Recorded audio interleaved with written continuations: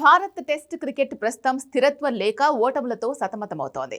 విరాట్ కోహ్లీ, రవిచంద్రన్ అశ్విన్, రోహిత్ శర్మ లాంటి సీనియర్ ఆటగాళ్లు టెస్టులకు వీడ్కోలు పలికిన తర్వాత జట్టు కొత్త సమతౌల్యం కోసం ప్రయత్నిస్తోంది. దక్షిణాఫ్రికాతో జరిగిన టెస్టు సిరీస్లో ఎదురైన పరాజయం ఈ మార్పుల ప్రభావాన్ని మరింత స్పష్టంగా చూపించింది. ఈ నేపథ్యంలో భారత జట్టును మళ్లీ వరల్డ్ టెస్ట్ ఛాంపియన్షిప్ పోటీలో నిలబెట్టేందుకు అనుభవజ్ఞుల పాత్ర కీలకమని మాజీ క్రికెటర్లు అభిప్రాయపడుతున్నారు. ఈ క్రమంలో star allrounder Hardik Pandya test cricket కు తిరిగి రావాల్సిన అవసరం ఉందని భారత మాజీ ఆటగాడు రాబిన్ ఉత్తప్ప అభిప్రాయపడ్డాడు.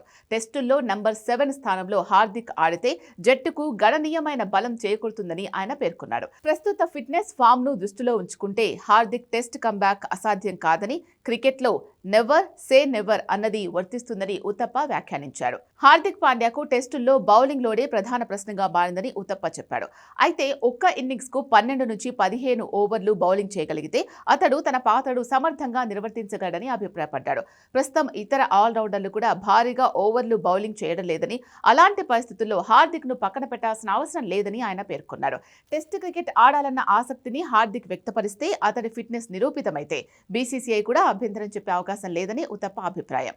2017లో టెస్ట్ అరంగేట్రం చేసిన హార్దిక్ పాండ్యా ఇప్పటి వరకు 11 టెస్ట్ మ్యాచ్ల్లో భారత్కు ప్రాతినిధ్యం వహించాడు. అయితే గాయాల సమస్యల కారణంగా 2018 తర్వాత అతడు రెడ్ బాల్ క్రికెట్కు దూరమయ్యాడు. పేస్ బౌలింగ్ ఆల్రౌండర్గా అతడి పాత్ర అత్యంత కీలకమైందని భావిస్తున్న బీసీసీఐ అతడి వర్క్ లోడ్ను జాగ్రత్తగా నిర్వహిస్తూ వస్తోంది.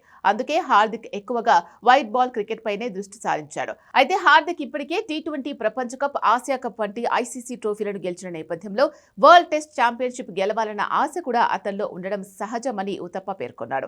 టెస్టుల్లో తిరిగి ఆడి WTC గెలిస్తే అది అతడి కెరియర్లో గ్రాండ్ స్లామ్ గా నిలుస్తుందని వ్యాఖ్యానించాడు.